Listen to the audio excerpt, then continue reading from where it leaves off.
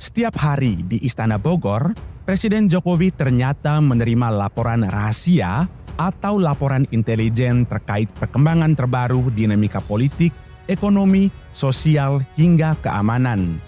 Fakta ini diungkapkan sendiri Presiden Jokowi pada Sabtu 16 September 2023. Saya tahu dalamnya partai seperti apa saja, partai-partai seperti apa saja. Ingin mereka menuju rumah saya juga. Informasi yang saya terima komplit dari intelijen saya ada di. Meski belakangan pengakuan Jokowi ini menuai pro kontra, namun ia menegaskan laporan intelijen ke Presiden memang sangat dibutuhkan untuk mengambil keputusan penting demi memajukan negara.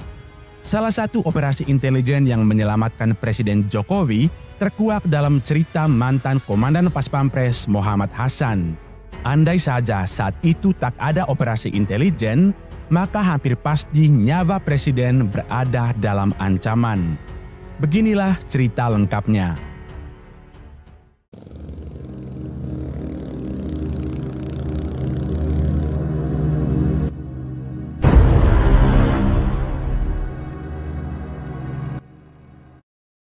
Komandan Pas Pampres yang juga ex-komandan Kopassus ke-32, Muhammad Hasan, tampak was-was.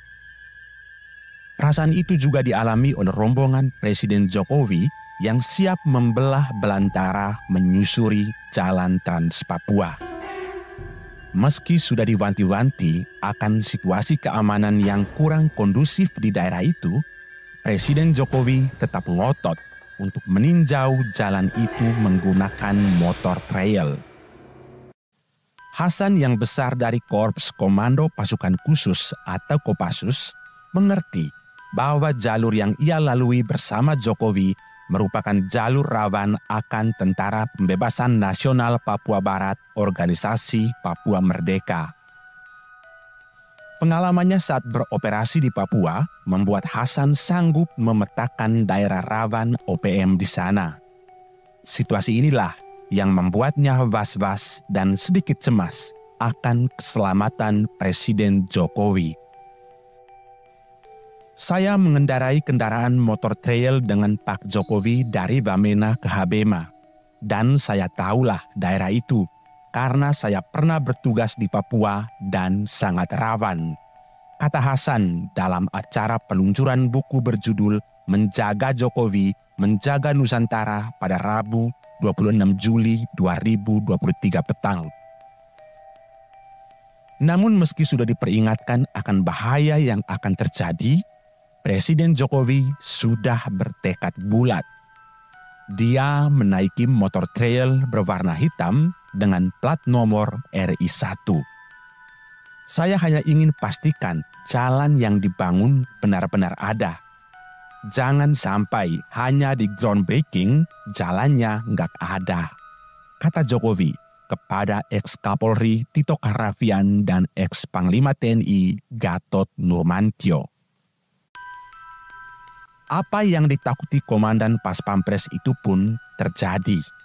Jokowi memakai helm dan jaket berwarna coklat lalu menghidupkan mesin motornya. Hari bersejarah itu tepat pada Rabu 10 Mei 2017 lalu. Kepala negara pun mengendarai motor trail berjenis Kawasaki menyusuri jalan sepanjang 7 km yang tengah dibangun. Namun Hasan menuturkan, Jokowi yakin dengan pengamanan Pas Pampres. Bapak yakin dengan kami. Akhirnya kegiatan terlaksana dengan baik dan berjalan lancar. Walaupun kami was-wasnya sampai ke ubun-ubun, tutur ex-komandan Jenderal Kopassus itu.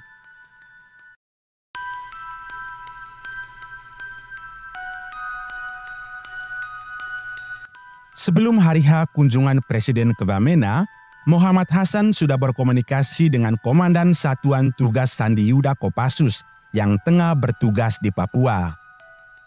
Kebetulan juga yang bersangkutan pernah menjadi anak buah Hasan. Namanya Kolonel Infanteri Agung Winata. Dari Agunglah Hasan mendapat informasi mengenai keberadaan Panglima OPM wilayah Lanijaya, Purom Okiman Wenda. Gerakan terakhir kelompok ini diantaranya menghadang aparat keamanan di distrik Tiom Lanijaya. Kepada Kolonel Agung, Hasan meminta agar anggota Satgas Kopassus di Lanijaya dan Bamena melakukan penggalangan kepada kelompok Purom Okiman Wenda. Diharapkan mereka tidak melakukan gerakan selama kunjungan Presiden di wilayah Jayapicaya. Alhamdulillah, selama kunjungan, Jalan Trans Papua Bamena Habema tak terjadi gangguan dari kelompok OPM tersebut. Pasca kunjungan Presiden, Hasan mencoba mengorek informasi dari salah satu Satgas Kopassus di Bamena tentang penggalangan seperti apa yang dilakukan Satgas di sana. Informasi yang diterima dari penghubung Satgas Kopassus, ternyata Satgas itu mengirimkan bantuan beras, gula, pinang, rokok kepada kelompok OPM tersebut. Dengan bantuan itu, mereka diminta tetap berada di markas mereka selama kunjungan Presiden. Pasalnya, selama kunjungan Presiden di wilayah itu, pasukan TNI dan Polri akan menggelar pasukan dalam jumlah yang sangat besar di sepanjang rute yang dilalui Presiden. Pengondisian tersebut tampaknya juga membuat OPM tak berani keluar dari markas mereka. Meski aksi itu terbilang sangat berbahaya, Jokowi mengaku sempat melorot dari jok pengemudi saat menyusuri jalan itu akibat telat memindahkan gigi motor tersebut. Ada 2 kali saya melorot, telat memindahkan gigi. Harusnya pindah ke gigi 1 tapi telat, kata Jokowi.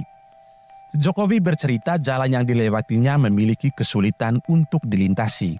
Alasannya karena tanahnya tak rata dan jalur yang naik turun membuat dirinya berguncang saat sedang mengendarai motor trail.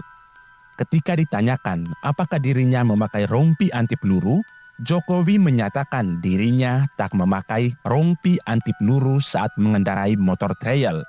Padahal menurut dia, jalur tersebut merupakan jalur yang biasa dilalui organisasi Papua Merdeka. Tiap 100 meter ada yang menjaga, jadi aman, ujar Jokowi. Sedangkan Ibu Iriana, kata Jokowi, mengikutinya di belakang iring-iringan sepeda motor dengan menaiki mobil. Menurut Jokowi, jalur Trans Papua harus dibangun oleh TNI. Sebabnya, karena jalur itu rawan oleh kelompok OPM sehingga memang harus dibangun oleh TNI. Keterlibatan TNI ini memang dirasa sangat diperlukan.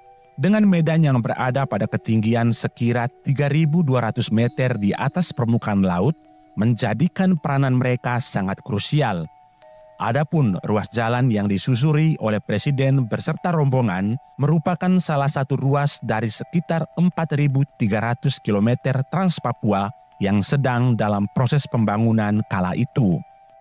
Panjang 3.800 km sudah berhasil dibuka oleh TNI dan saat ini seluruh ruas jalan sudah terbuka dan dapat dilalui.